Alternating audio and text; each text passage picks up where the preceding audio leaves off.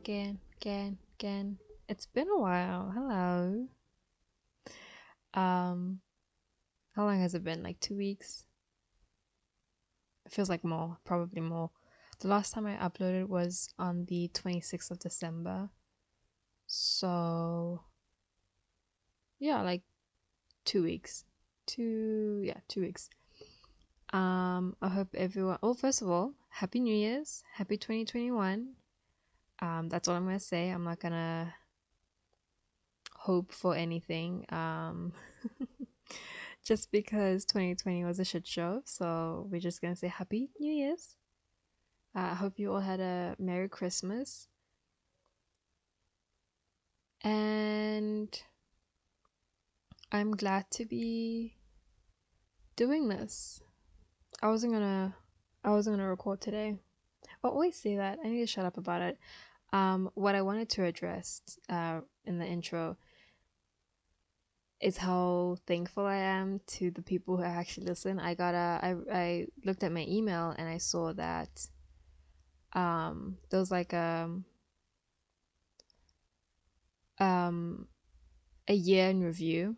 So I was just like pulling it up, and I released in 2020 I released 8 episodes, 411 minutes of content, and 60 total downloads. 60 60 people. Honestly, I only thought 20 people would be like listening. That's like max. um that was like the hope, that was the dream, but like 60 people, yeah. Thank you. um to whoever listened, and to whoever enjoyed. I have been feeling like, what's like the point and what's the purpose of me actually doing this? But then I realized it's for me and no one else, and I kind of don't care anymore. So I'm gonna keep doing it, and I'm gonna keep uploading when I want to upload, because unfortunately I do sometimes not feel creative and have ideas as to what I want to put out. And I want to put out things that I'm going to be happy and like proud of. Like with the Queen's Gambit, I put that out just to put that out, and I didn't really enjoy the show. So I kind of really didn't enjoy recording the episodes. And I don't want to do that anymore. I want to do what I want to do. And I don't want to like put out any expectations or anything like that. So we're just gonna be carefree and do me. That pause was for you to click off and just not come back, because that was an awful rhyme. Um, but yeah, thank you for 60 downloads. It's just so weird because I'm just literally here on my couch recording and looking at the notes of what I'm going to be speaking about today. Which, if you haven't seen from the title, it's going to be another what I watched in this month list. I think I like doing these. I like keeping track of what I'm watching and then like talking about them. I watched a lot in December. Um, a lot of shows and movies. I think, yeah, 13 movies, and I think about 6, no, I think more than that. Anyway, we'll get to it, so I don't really have to say it right now, but I'm gonna try and like zoom through them, because I don't want to like spend too much time. I don't want it to end up like being 2 hours, because I can 100% tell that that's what's gonna happen. But yeah, that's just gonna be for today's episode. And then I wanted to try something new for um like I tried recording it in previously, before I put out the siblings episode. If you haven't checked that out, please do. I really enjoyed recording it with them. And you could just get to listen to our banter and what we like to watch on Netflix. But yeah, before I recorded that one, I wanted to record like a commentary type track thing with Tiny Pretty Things, but I absolutely hated Tiny Pretty Things, so I'm not going to continue that show either. So I thought maybe I'll do it with Chilling Adventures of Sabrina, maybe just episode 1, um, and then maybe the last episode. I don't know. We'll see how that goes. But like, I don't know if you guys have listened to or watched Pretty Much It. It's an American YouTube channel, and they do movie and TV show commentaries, and I absolutely love their content. So I wanted to do something similar, not similar, basically copy and paste to what they do, just in the like the podcast form. So it'll be me recording, and then we would like sync up the episodes, and we would kind of like, it would be kind of like a we watching it together type thing. I don't know. I don't know. It was just an idea. I don't know. I don't know how I feel about it. I don't know if I'm gonna do it. We'll just have to see how the how things pan out and all of that. So we'll see. But I've been talking for about what, 5 minutes. I think we should just like dive right on in to what I watched in December. Should I start with movies or shows? Last time I started with movies. I think I'm gonna start with shows just because it's less, and I don't have much to say about them. I watched six. Let's not say six, five, six, seven, eight shows in the month of December. Um, Queen's Gambit is on here and Euphoria is on here, but yeah, no, I'll talk about it just now. Let us begin. So the first one I watched Euphoria. Does Trouble Don't Last Always. It's that the two-part episode. It's not like season two, but it's like a two bonus episodes of Rue and Jules, um, from the show Euphoria. If you haven't checked it out, I would recommend, but I can understand some reservations that other people do have towards the show as well. But I do enjoy it.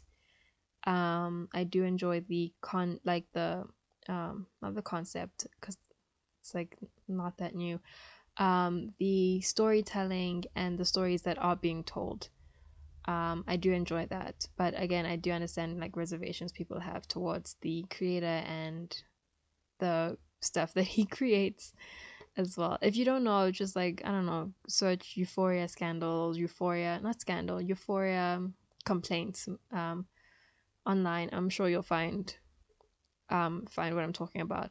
But yeah, the first episode, Trouble Don't Last Always, it's just, yeah, it's Rue's episode.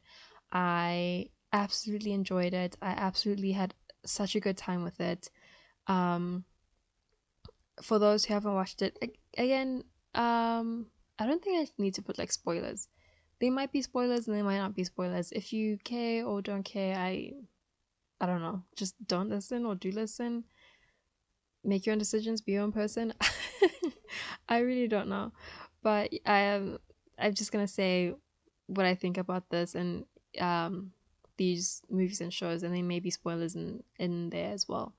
So with Euphoria, I really enjoyed it. It was mainly just Rue and Ali in a diner, just talking about life, um, addiction, God, their thoughts on like anything and everything, and it was so good. You literally just sat there with them. I literally felt like I was immersed in that. I was in that diner with them, just listening and listening to their opinions and what they thought about certain things, and um the way they thought about life, mainly Ali, well, not mainly, but like Ali's perspective and Ruth's perspective as well on different topics, and I absolutely loved it. Like I said in my letterboxd review, I was sitting in that diner with them, and I was receiving a free therapy session. It's so good. And I think it was a tweet. I'm not sure if it was a tweet or a review, but I saw somewhere where someone said those people who didn't enjoy this episode are the people who were just watching Euphoria for the aesthetics, you know, the makeup, the clothing, and all of that. They weren't watching Euphoria for the storytelling and the in-depth look into the characters. And I think that's completely true, because this episode doesn't really shine. It's not um it's not the carnival episode, is what I'm trying to say, of Euphoria. It's very sit down, quiet, talking, monologuing kind of episode, and I absolutely enjoyed it 100%. I can't wait to see what Jules's episode is about, but I really enjoyed this one, Rue's episode, and I give it an 8.5. An 8 out of 10 for the show, and 8.5 for this episode. Or maybe I should just do that. You know what? Never mind. I've already scored it. It doesn't matter. Moving on to the second thing was Queen's Gambit. I already talked about it. I already gave my rating on it. Moving on again. I watched Big Mouth season. Is it season 3 that's out? I think so. Either season 3 or season 4. Hold on. Yeah, it was season 4. Yeah, Big Mouth of season 4. I really enjoyed it as well. I like Big Mouth. It is very in your face about certain things, which is just it's so bizarre and wild. I do prefer like Rick and Morty and those other adult cartoons. I don't know what you would call them or categorize them as. Yeah, so Big Mouth season 4. I just remember this season introducing the anxiety mosquito, and I remember in seventh and in grade 7 and in high school in grade 8, like being completely anxious. I remember I would get sick. It was grade 7. Yeah, it was was it grade 7 or grade 6? One of the years. I It was exam time and I got super sick. Like incredibly sick that I had to miss one of my exams, and it was just from stress and feeling anxious. Like that's my earliest memory of being anxious, and like, but like at the time I didn't know what it was. I thought I was just like, "Oh, I'm sick, I caught something," but it was not that at all. um I can't remember what it was, but yeah, no, I was not doing well. And then throughout high school as well was just super anxious, and I never did anything in high schools because again, social anxiety was just so crippling for me. And then in my second year in university, I went to a doctor and she gave me like this questionnaire to like fill out, and she was like, "Sweetheart, you have anxiety," and I'm like, "What? No." um, so that was kind of like the revelation I had in second year. But I mean, it was kind of it made sense. I'm such a tense person. Like my shoulders are always up to my fucking ears. I'm always clenching my jaws. I bit my nails when I was younger. So yeah, that part of Big Mouth I could completely relate to and understand. Um, but other than that, I can't really think of any other memorable moments in the show. I just remember it being like, ha, naked children, children making out when they were in like grade 8, which is probably what, 14, 15. Yeah. So I gave the show 6.5 out of 10. Just, I think, for this season. Yeah, season 4, 6.5 out of 10. As a whole show, hmm.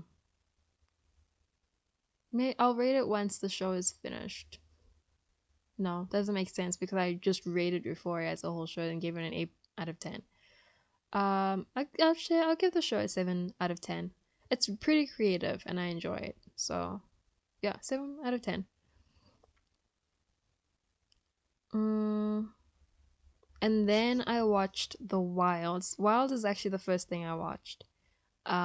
First show I watched and finished. I finished the show in like 2 days.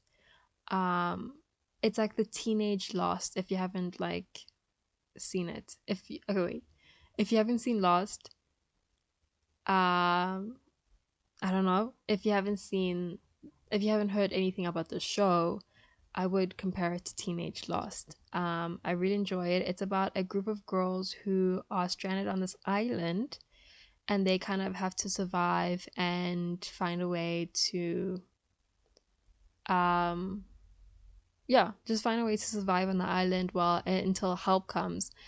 But a twist, spoiler, spoiler, spoiler, They are actually in a kind of simulation. Like they were put on this island by the organization that their parents signed them up for.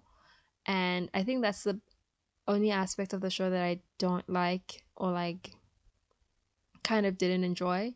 I don't know. I kind of wanted, I thought I went into it thinking it was literally like Lost, like these girls were literally put on an island. I mean, not put on, but they literally crashed. A plane crashed and they were left on an island and had to like survive and all of that. I can understand why they did it the way they did it, because like really the whole mechanics of mechanics, I don't know, the whole thing of girls, just a group of girls being left on an island, like where would the pilots be, where would the adults be? So I can understand that aspect of them just wanting like teenage girls, and we put them there and then it's kind of like a social experiment. I get that. I just didn't like it. The woman who put them there is just kind of a hypocrite. But yeah, I enjoyed the show though. I still liked it. I can't wait until season two. From the very first episode, I called who the couple was gonna be. I was so happy when it happened. Completely excited. And it's like one of my favorite tropes as well. So super happy. Um, I was gonna do like an episode on episode recap of the show, but I just got like sucked into it and I just finished it by accident. So I didn't have like enough time to um like catch up. But I highly recommend the show. I think it's really good. I wouldn't say it's different, but it's interesting. And it does leave on a cliffhanger. So a 7.8 out of 10 for The Wilds. And it's got new talent. Oh my god, you know how happy I was? You know how exciting it is when not exciting, refreshing. How refreshing it is when a TV show or movie has like good new talent in it. Like I don't get me wrong, I like my usuals and all of that, but like seeing new people on the screen like also being talented. Mm, it's exciting. So shout out to new talent. Hire new actors and actresses, please. It's refreshing just to see them on screen. Yeah, I'm gonna do those last. Okay, so the next one is I Told Sunset About You. First off, I'm giving it an 8 out of 10. It is not a English show, it's a Thai show. Thailand based show. Thai show, you get it. Um, it's okay. I first heard about the show on TikTok and I heard the name I Told Sunset About You and I was like, okay, this is absolutely pretentious, but it sounds like you would be naming a painting or a piece of art. Like this is the name of a piece of artwork. And I was like, okay, this is kind of poetic. I know, pretentious again. I get it. I get it. I understand. I know. I'm aware. But I was still drawn by the name and I was not disappointed by the material that was presented in front of me. I loved this show. Apparently, there's like a whole fandom of, I don't know, I think it's called BL. I'm not quite sure. Of like Asian gay love stories. And this is like the first one I watched. I tried to watch another one, but I just couldn't get into it. But I Told Sunset About You. Mwah. Mwah, mwah, mwah, mwah. So very sweet, so very soft, so very gentle. I loved it. Um, I do have to say that I am kind of tired of like high school dramas, romance shows, so I kind of try to stay away from them. I'm 23 years old, turning 24 this year. I want to cry about it, but anyway, we move on. And that I like to find shows that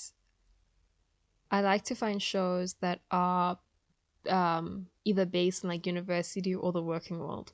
A lot of K dramas do that. Again, I'll talk about it when I get there. But oh my god, did I finish? Okay, so I'm getting sidetracked. This one is about two boys in high school and they're getting ready to go to university. Like they're taking the entrance exams and all of that fun stuff. season 2 is going to be taking place in university. So I guess it kind of like jumps that whole thing, but we were still based in high school. But I can look, I can. It was a good story. I can look past it. It's basically about these two boys who are trying, like, who navigate their way through romantic relationships, school as well, their feelings for each other, and it's just, oh, it's so sweet, it's so soft, so gentle, so patient, so like understanding, and like so quiet as well. Oh, absolutely enjoyed it. Um, what else can I say about it? The two actors. Okay, one of them, he does cry a lot, which kind of like, it was just too much, but they still did a good job. Um, still very good. The acting amazing. The cinematography. I Fun fact, last in 2019 to 2020, like that, New Year's time, we were in Thailand, Phuket, and we were we were where they were shooting, but not at the same time. But I think it's called Old Phuket Town or Old Phuket something like that. I'm not quite sure. I don't remember. I have to ask my sister.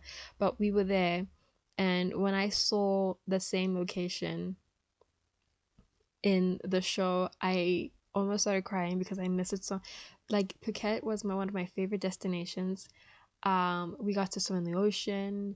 It was hot, which is what I wanted, and we just walked everywhere. It was such a good time. God, I miss traveling. Okay, before I get any more sappy and upset, I told Sunset about you. Highly recommend. So very good. And then on to the next. The three K dramas that I finished this month. I think I finished four. Yeah, I finished four. Oh, I can't. Okay, it doesn't matter. I finished four. Yeah, wait, was that in November? No, it was December. I just didn't write it down. Yeah, I finished four K dramas in December. Startup, Fight My Way, Kairos, and 2017. I'm gonna go from my least favorite to my favorite favorite. Startup. It's not like my least favorite, like, oh, this is awful. It's just like there were better ones, you know?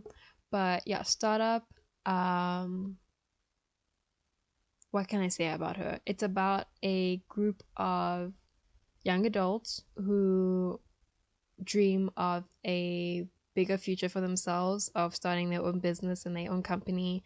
And I loved it. I liked the show. They talked about some of the things that I was studying in school, like business terms and all of that, investors and management and so that was fun to like pick up on the words they were talking about. But yeah, it's a good show. I'm sure that like some people like it. I think the only problem with it is that it fell off at the end. Like, yeah, I think for me it just fell off at the end, and it didn't kind of conclude the way I wanted to conclude. Like some aspects from the beginning of the show, like the first episode, weren't really brought back into the show. I won't say what, but I think that was kind of like a missed opportunity for them. And the love triangle between them, people were so divisive between it. I cannot um understand toxic people, like toxic fandoms. Like, if you don't like someone, cool, don't like them. And if you like one person, cool, like them. Just don't be so bombarding about it, and like don't um be mean and belittling to the other people who don't like the same thing as you do. So I couldn't keep up with like the Instagram posts and all of that stuff. It was just wild. Um, but I am team Namdusan. I do like the other guy, but it's just Nam Jo Hyuk is is everything to me. I talked about him in Weightlifting Kim, but yeah, absolutely loved him. I would give it a, let's say, 6.9 out of 10, just for the ending. Um, it just kind of didn't conclude the way it needed or had to conclude. Like, for example, spoiler alert, they get married at the end. The Namju-san and Susie. That's not her name, but I forgot her name. Damin? I think it's Damin.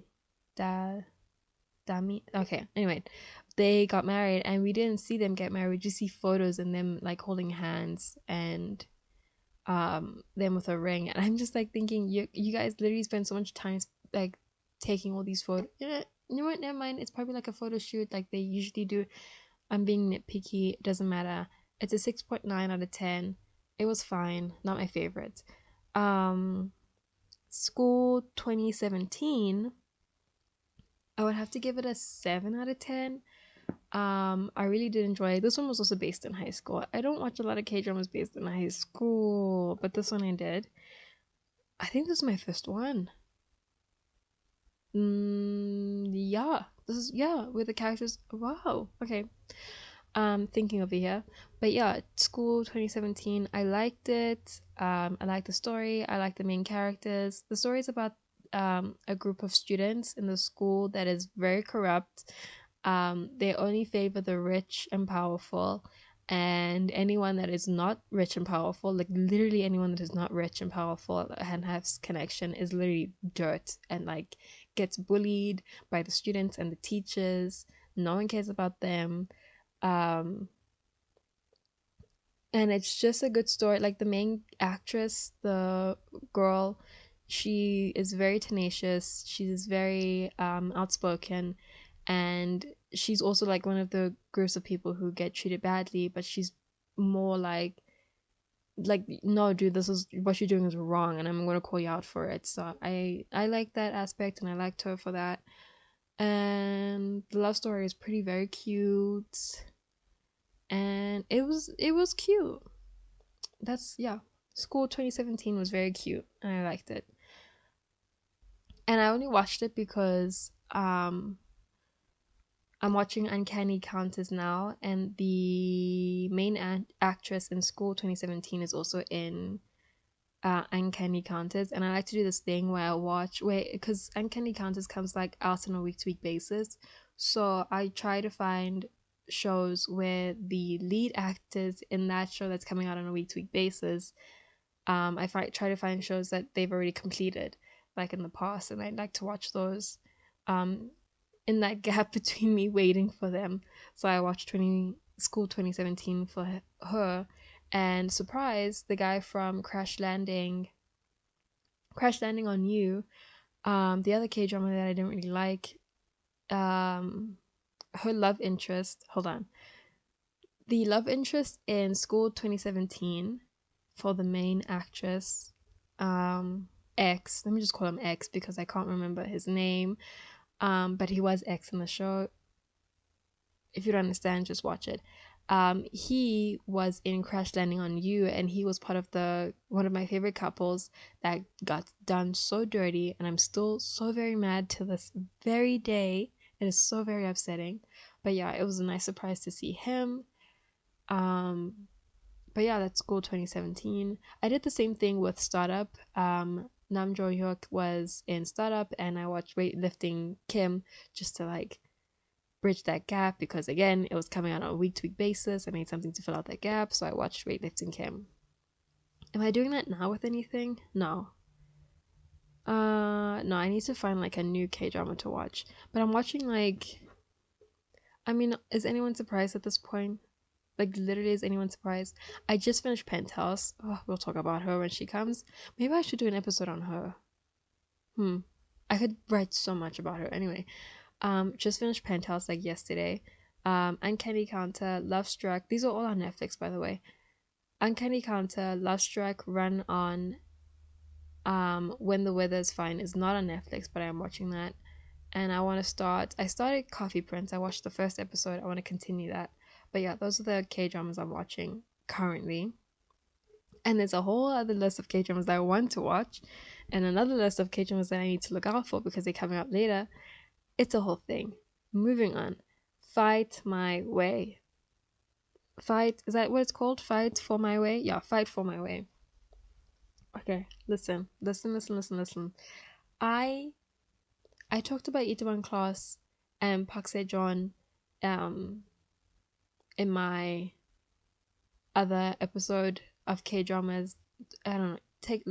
Go listen to that if you want. Okay,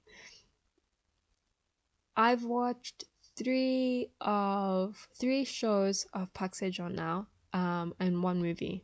Technically two, but he was barely in that one, and that's on Parasite. But anyway, um, three shows, one movie. Out of the three shows, this is my ranking of all of them. Fight for My Way, Itaewon Class, and What's Wrong with Secretary Kim. I would watch more, but they're all like later on, like not later on, but they're all early, like they were in the 2000s, um, early 2000s, 2010s, and some of the styling choices are not great, so I can't really put myself through all of that. I'm going on a tangent again. Fight for My Way. I'm giving this Han a 9 out of 10. She's so good. Oh my god, I highly recommend the show. Um, Again, if you want to start out K dramas, Fight for My Way, highly recommend, up on that list. Literally, everyone kept talking about it, and I was like, okay, sure, whatever. But it is so very good. It is so very good. Every moment of the show is perfect. It's about friendship, following your dreams, navigating through relationships. Um, yeah, just living on your own as a young adult. Oh, it's so good. And like, it's the perfect amount of cheesy, but also the perfect amount of like realistic, everyday lives of people, you know? Like, it's not so far fetched. You root for everyone, all the main characters. Mm, it's so good. Literally thinking about it right now is just bringing me back. Um, it's phenomenal. The only reason why, oh wait, it's also a friends to lovers trope in it. Excuse me, friends to lovers trope in it, and I'm usually an enemies to lovers trope kind of girl. Like that's what I love to watch and like what I yeah. Anyway, but this one, like friends to lovers, sometimes annoys me because it's like, okay, dude, like you've been friends for this long. At some point in time, you should have said something. This was perfect. This friends to lovers is perfect. I absolutely love it. The only reason why it gets 9 out of 10 is because the mother storyline was kind of rushed a little bit, but it's not like so damaging. They address it as well. So yeah, the show highly recommend. So amazing, so good, phenomenal, show stopping. Never the same as before. Anyway, um, and then the pinnacle of all pinnacles, my number two on my list of K dramas. Maybe I should do like another, not the update one, but like all the K, like rank all the K dramas I've watched in that month at like the end of the month. But no, that's making sense because some of them don't even like finish at the end. It doesn't matter. I'm not gonna do that. I'll do it like, excuse me. I'll do it a different way. Doesn't matter. Anyway, Kairos. Oh my god. Okay, hold on. I wanted to tell you guys what Kairos means. I know it's a Greek word before I tell you what the show is about. Okay, yeah. Kairos, a time when conditions are right for the accomplishment of a crucial action, the opportune and decisive moment. So perfect. The name of the show literally is the show. It is literally the show. So what the show is about, how do I even like begin? So this girl, the main girl, loses her phone and she has to use wait. Yeah, she loses her phone and she has to use her mother's phone. And she gets a call one night and this guy and no, she calls to find her phone and from her mother's phone, and she calls her phone, and this guy picks up and he's like, sorry, no, this is my phone, this is not your phone. And he like just dismisses her. That goes on for a while, and then we find out that they are both a month apart, and then like a whole storyline and a whole bunch of chaos ensues from that moment. Basically, this guy is a month ahead, and basically she's like a month behind. So like they're never in the same timeline. What she's experiencing happened in the past. What he's experiencing is basically happening in her future. Ah, so good. It was so well planned out. You know, shows like Dark on Netflix. If you haven't watched it, it's a German show. Highly recommend once again. But it felt like it's a show that's like it was planned out. I'm 100% sure that like every detail and every like season was planned out from the very beginning. And I love shows that do that because then everything is like concise, everything makes sense, the world building is intact, and that's Kairos. That is Kairos. Obviously, it's only one season, 16 episodes, but each episode and each reveal and each moment we had where we kind of like propelled the story forward felt necessary, felt important, felt accurate. It was just amazing. I 10 out of 10. 10 out of 10 for Kairos. Highly recommend. Um the acting again, oh, amazing.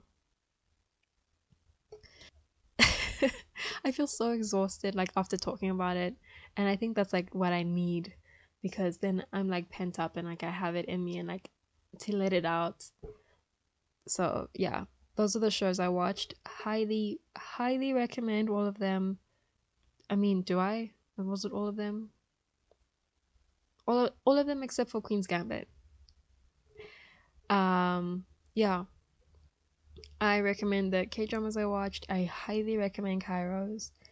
It is so very good.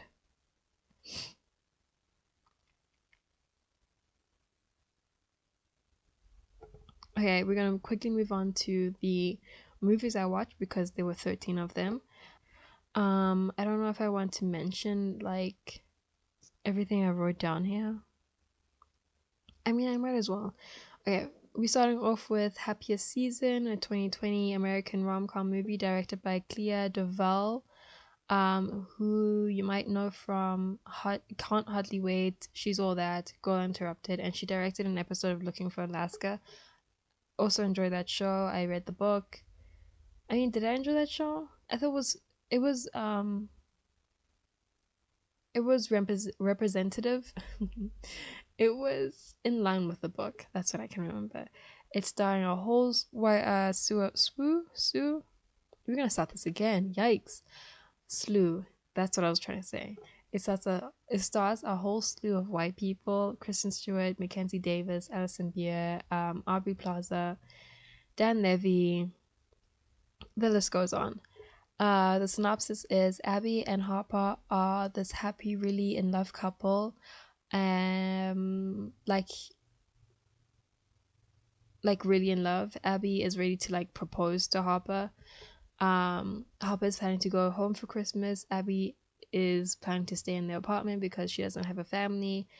And she's not really a Christmas person. Then Harper invites her over, and chaos ensues. Harper hasn't told her family that she is gay, and Abby has to pretend that she is her roommate in New York. So that's the story.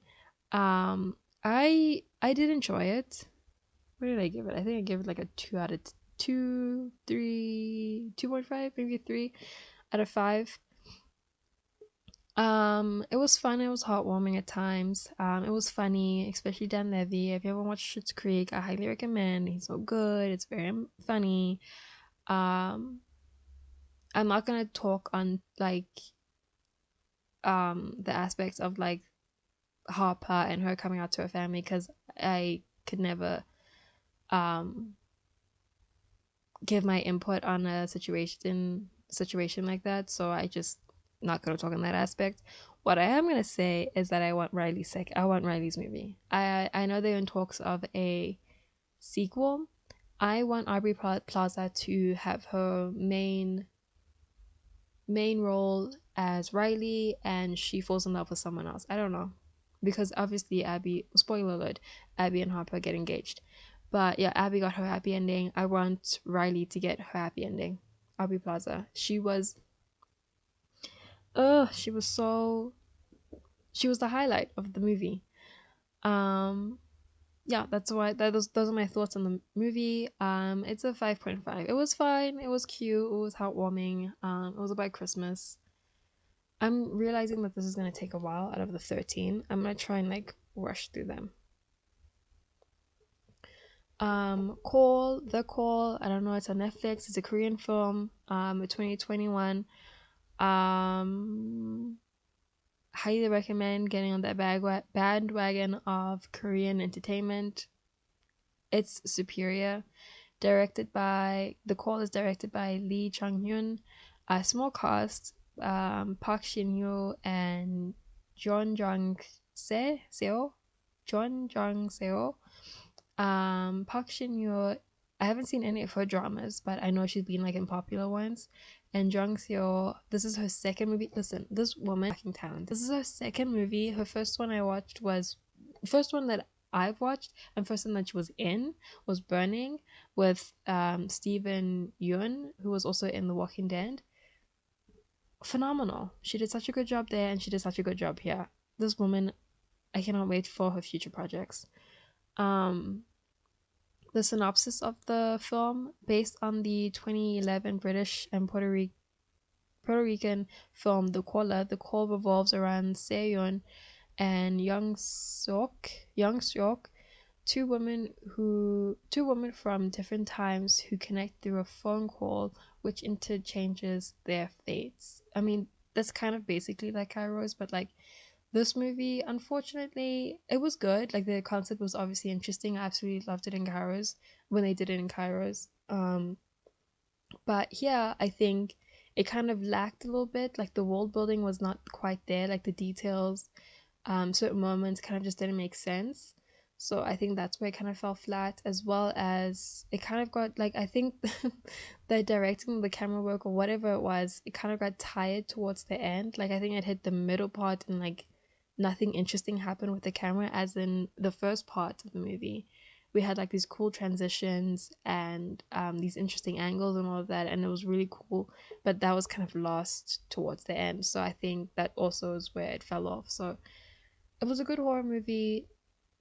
Um, Interesting concept, just wasn't executed as well as it could have been. So I'm gonna give it, let's say, 5.4 out of 10.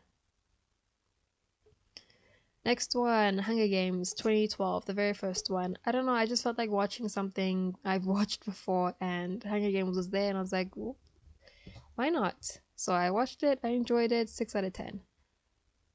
Um, Then I watched Freaky 2020, an American comedy slasher directed by Christopher Landon, who did the Paranormal Activity franchise and Happy Death Day.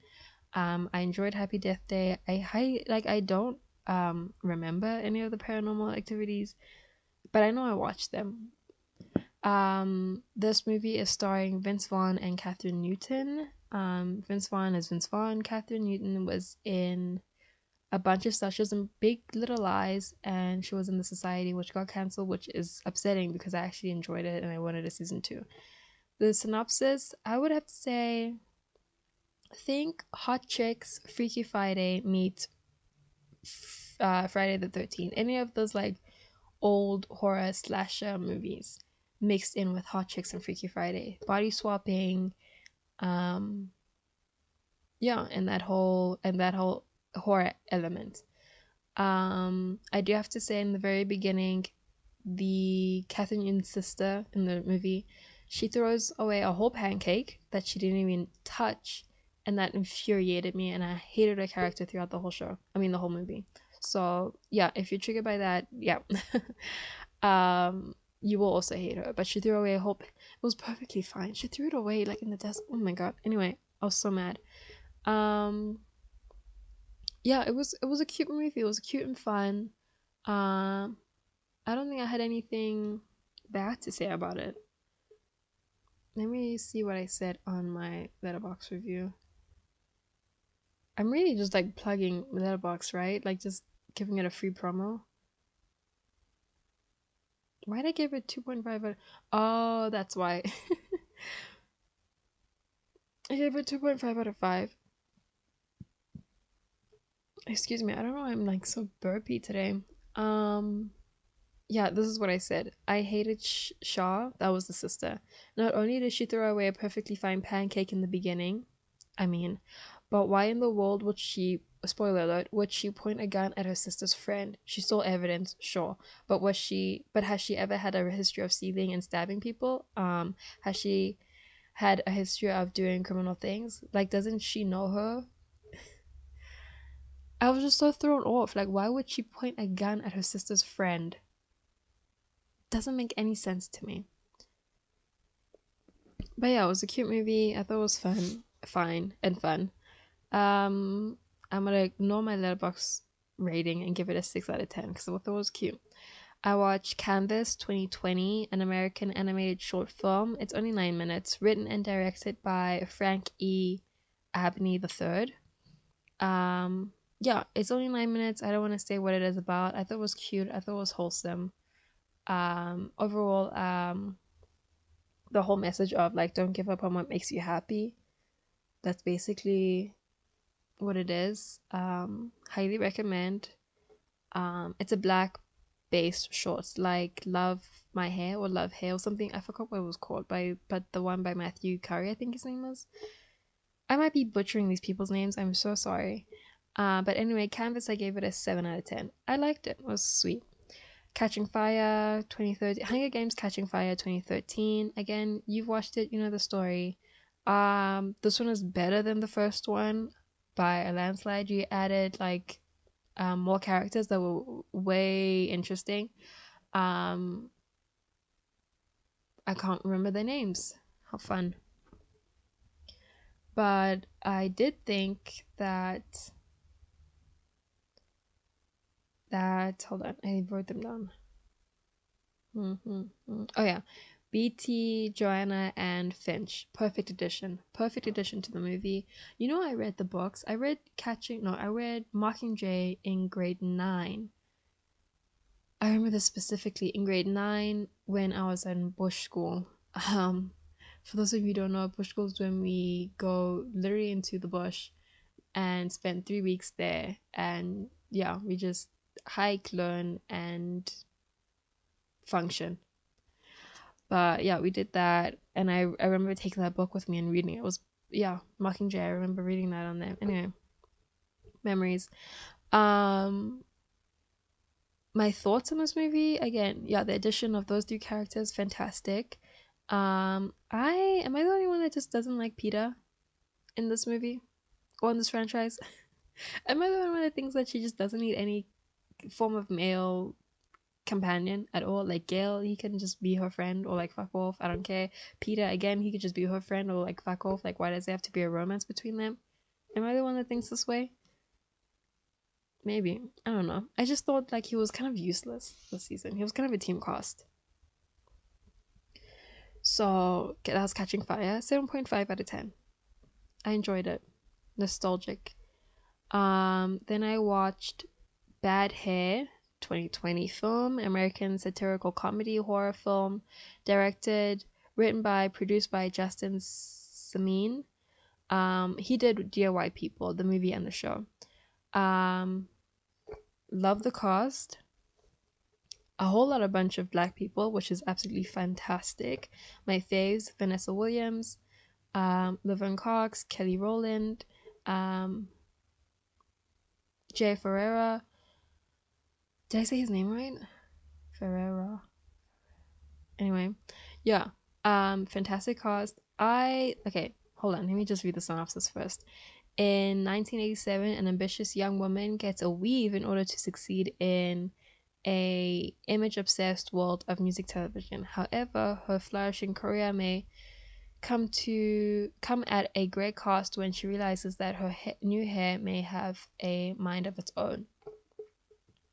Um, you could rename this movie Vampire Hair, and I think it would just be as telling as the synopsis of how much what this movie is about. I thought it was okay. I understand what they were going for with the cheesy, bad camera quality and CGI and special effects. I understand that you kind of like it was based in the 80s and you kind of taking it back to the late 80s with the whole um, with everything about it. Like you giving it, yeah, that 80s, like bad 80s horror movies. Like if you've watched any of them, you will literally say, oh, the CGI was so bad, oh, this camera quality was so bad. Like I get it, I get what they were trying to do with the whole like whole thing. I get it, and some people may have liked that aspect, some people may have hated it. I thought it was fine. I think the movie could have been elevated in some ways. Like you fine, you can keep the whole bad CGI and the bad and cheesy dialogue and the oh my god, what is this called, camera quality. That's fine. However, I think the story would have been should have been more impactful and more tight knit, if that makes any sense. um and I think that kind of falters, I don't know, in my opinion, I think it kind of falters in that there wasn't a female writer to write about female hair, female black writer to write about female black hair. You know what I like? It was Justin that wrote it and directed. I don't know, maybe there might have been more writers in the background, but there were no black female writers in the forefront. So that's what I know. I know who wrote it by just like reading off of what I found online. And I think, yeah, I think the if the story was more impactful and more tight, then the cheesiness of the movie, like the outside quality of the movie, the external quality of the movie would have been like great and fine. But then bring in that internal story, and it would have been perfect. It would have been the perfect satirical, cheesy, campy 80s movie. Um, Not rendition. Like toast. What do you call it when you toast to someone? It's like starts with an R. Remembrance? No. Anyway, homage. That's what it is. It would have been a good homage to that time period. That's what I thought. But yeah, I think I would give it a 5.9 out of 10. Just for that aspect alone. Everyone did a great job. Even Ellie Lorraine, I think this is like she's a new actress as well. Though she did such a good job. Um, Lauren Cox was barely in it, but she was amazing when she was. I don't literally her makeup. I think people hated it, but I kind of liked it. I kind of like what they did, like the smoky eye, the bangs. She kind of looked like rock and roll. It was kind of cute. I enjoyed it. But yeah, I think 5.9 out of 10 for bad hair. Oh, even if they named it like Vampire Hair, which also would have been like an 80s cheesy movie name. I'm just thinking. Then I watched Burlesque 2010. We all know the movie. If not, then I don't know. Search it. Yeah. Why do I sound like that sometimes? Ew.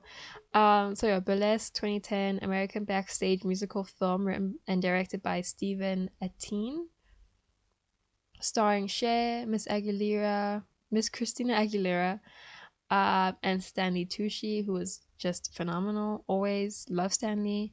This is the third movie I watched with Stanley, and I'm just thinking about it. Synopsis: a small town girl wants to make it big with her talent, and she stumbles on a burlesque club. She stumbles upon a burlesque club in LA, and her life kind of begins, I guess. I don't know.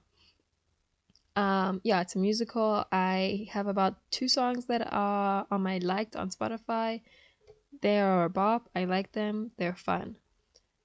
This movie is also fun. Like the dancing, the music, and all of that. Yeah, some of the movie is kind of boring and stupid and just doesn't make any sense whatsoever, but it's still fun. I love musicals. Um, I gave it a 4 out of 10. That's all I can say. Like nothing special or new happens. It's not like revolutionary or anything like that. It's just a fun musical about ladies dancing on stage in burlesque, and yeah, that's about it. Then I watched Ariana the concert thing. I literally typed the Ariana concert thing. What is wrong with me? Um, I watched hold on, Ariana Grande. Excuse Me, I Love You, which was her concert. What was it called? American concert film that follows Ariana Grande on stage and behind the scenes during a Sweetener World Tour in 2019. Yeah, it was cute. It was fun. It was bopping. I liked her songs. I've followed Ariana since Put On, what's that song called? Put Your Hearts Up, I think. I think that's what it's called. Anyway, that was like the first time like she like didn't sing a Nickelodeon related song from her show. But yeah, loved her since the very beginning. My favorite album I would have to say from Ariana is Thank You Next. I think it's phenomenal. But yeah, this movie doesn't go into like an in-depth look into her tour life or anything like that. Like we'll have her singing on stage, and like we'll see her costume changes, and then like a little bit of the behind the scenes with her and her friends, or her getting ready or anything like that. But yeah, it's literally just a concert film of Ariana Grande showing off her talents, and she is talented. Like you cannot take that away from her. She's amazing. Um, so I think yeah, 7 out of 10. It was cute.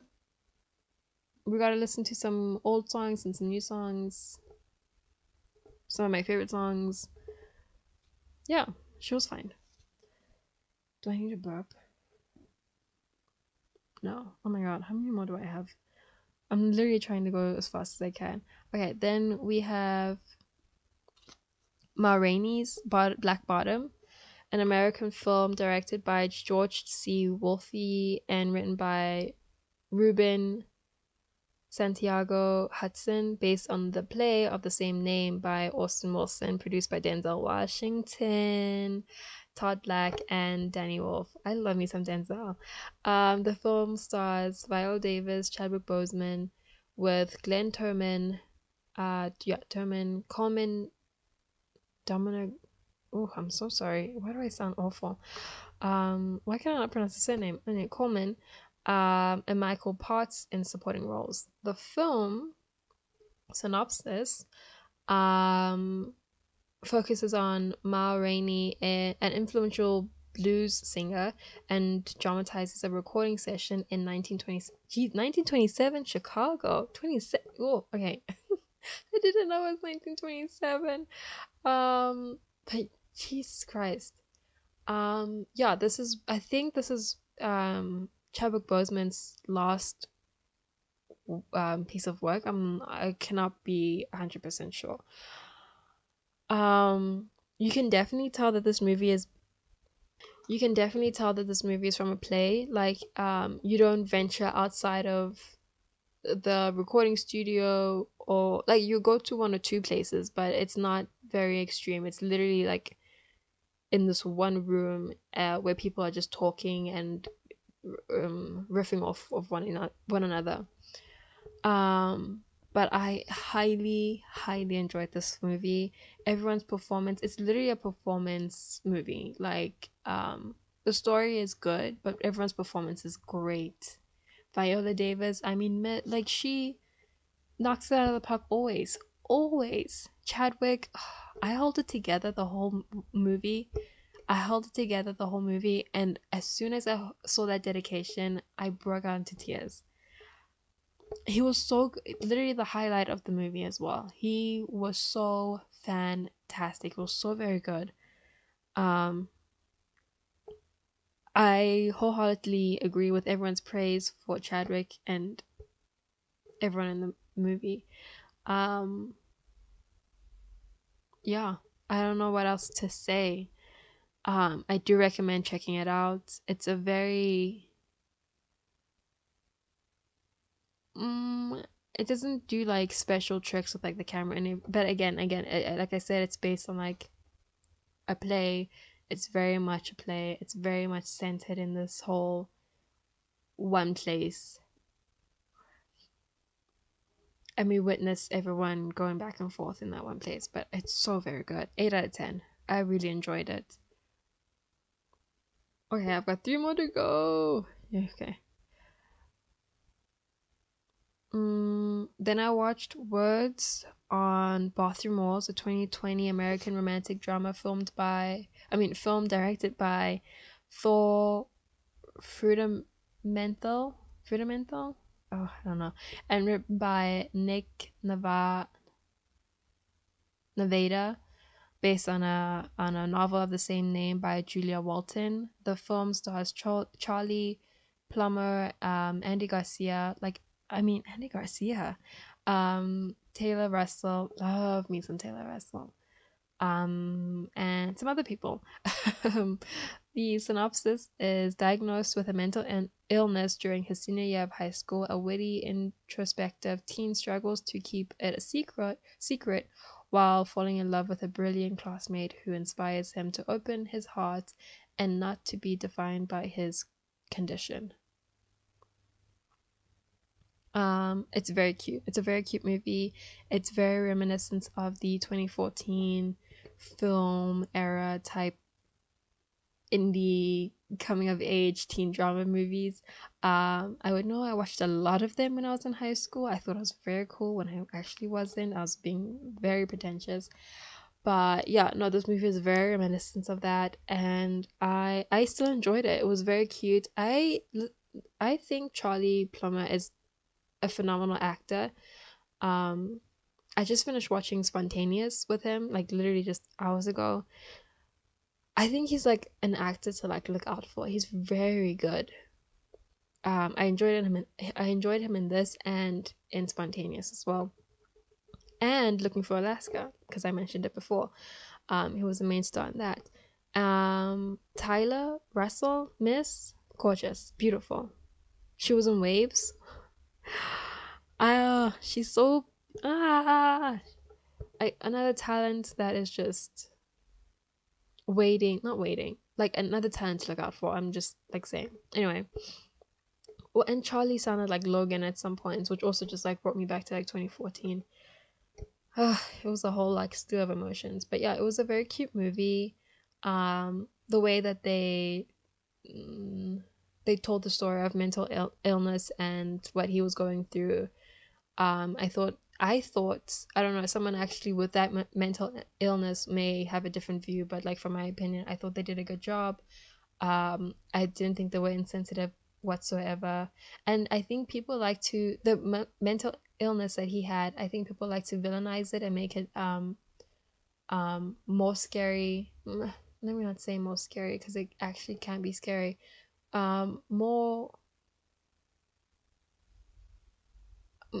more in a bad and scary light than they should and need to. That's it. That's what I'm gonna say. But yeah, I think they did a good job in that aspect. I'm only giving it a 6.8 out of 10 because it was still cheesy. Um, he made a public announcement of his love for her, and I absolutely hate those movies. They are embarrassing for you and for me, so like we need to get rid of them. Oh, another thing, the chain smokers, that the music, I can't remember if the music was good or not, but it's just upsetting that the chain smokers did the music, so like points off for that as well. But other than that, like it would have been a 7 out of 10. It was cute and I liked it, and I would watch it again. So that was on Bathroom Walls. The next, okay, the next one I watched. No, let's yeah, we're gonna end off on a positive. Let's do this one first. Wonder Woman, 2020. The film is directed by Patty Jenkins. Gal Gadot stars as Diana Prince alongside Chris Pine and Kristen Wiig, Pedro Pascal, who I absolutely adore, Robin Wright, and Connie Nielsen. The synopsis: set in 1984 during the Cold War, the film follows Diana and her past love, Steve Trevor, as they face off against Max Lord and Cheetah. The poster, look, if you looked at the poster and if you watched the trailer, you would think this movie would be fun, colorful, 80s, music, all like pump, pumped up, ready for action kind of movie. It's not that at all. It is insanely boring and dull, and she like there was a sequence in the beginning, like the very first beginning sequence doesn't come into play at all into the movie at all. It makes like the connection between them non-existent. I am so sorry. I liked the first one, right? I enjoyed it, but oh, this one was just awful. um this is what I wrote in my letterbox review. I was too distracted by Chris Pine and Gal Gadot to tell if this was a good yikes. I know how to read, I promise. I was too distracted by Chris Pine and Gal Gadot to tell if this was good or not. Could it have been better? Sure.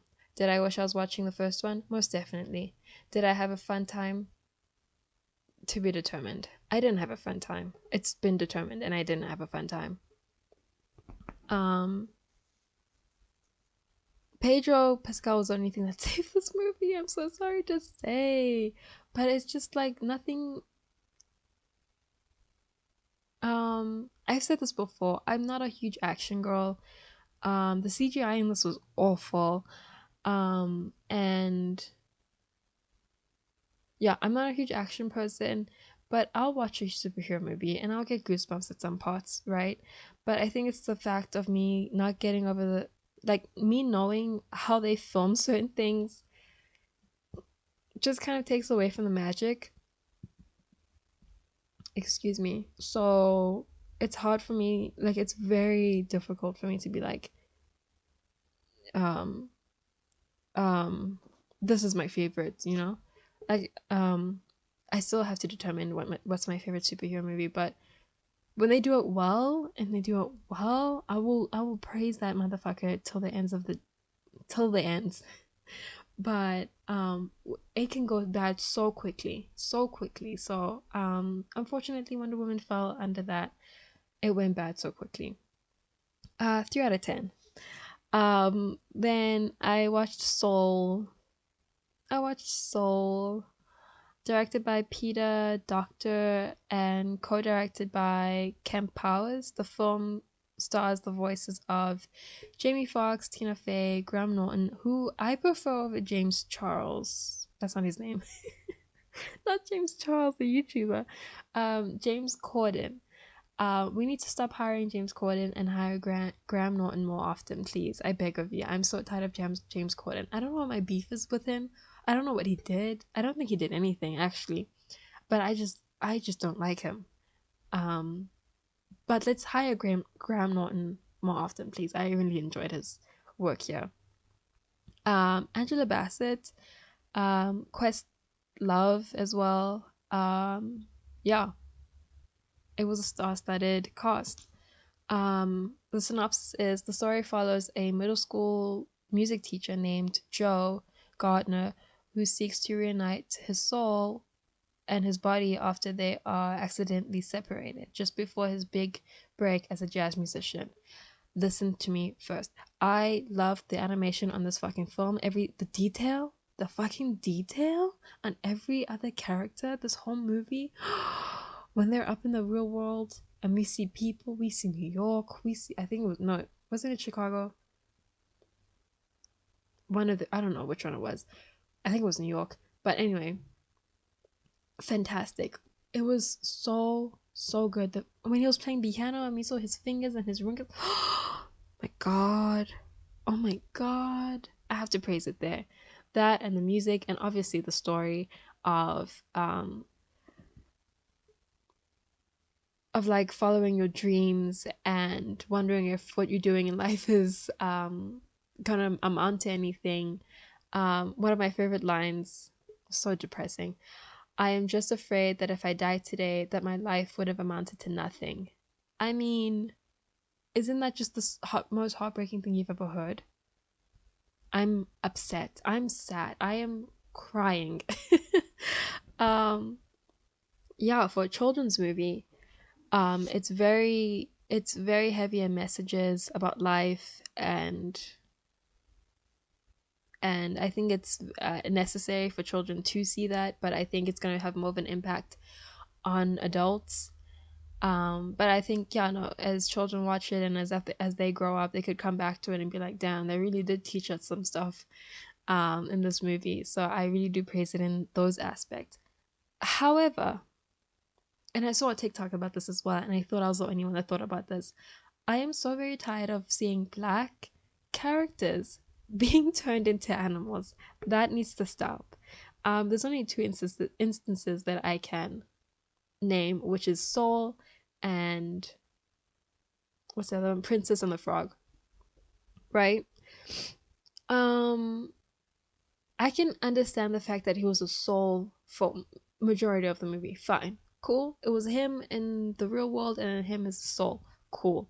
But then we made him a cat, and my chest hurt. I was upset. It needs to stop where we have black characters um turned into animals. And this TikTok mentioned how they do that because, or not, I think it was in her opinion, they do that because it would be more relatable for a wider audience, or the character would be more relatable to majority amount of people than having them as a black person on screen being relatable to a bunch of people. So it's just like, anyway, it just needs to stop. Any animation studios, let's stop making black people turn into animals to get other people of other races to relate to their story. Thank you, admin. I give this movie a 7.5 out of 10 just because he got turned into a cat. That's the only reason. And those are the 13 movies I watched in December. Thank you very much. I'm exhausted and I'm so tired of talking right now.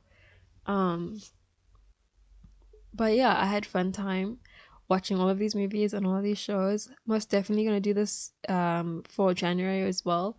Let's see how many months I can do before I get tired and annoyed. Let's see how far I get. Um, but yeah, thank you for listening to my excessive discussion of movies that I watched. I hope you watched them. What did you think about them? I honestly would be happy to hear what you guys thought of any of the movies that I've mentioned. Um, Again, I cannot promise any type of. I cannot promise what next episode's gonna be, and I'm not gonna say next week because again, I don't know when I'm gonna upload again. I don't know when I'm gonna record again. I just don't know when that's gonna happen. Um, yeah, I don't know what else to say.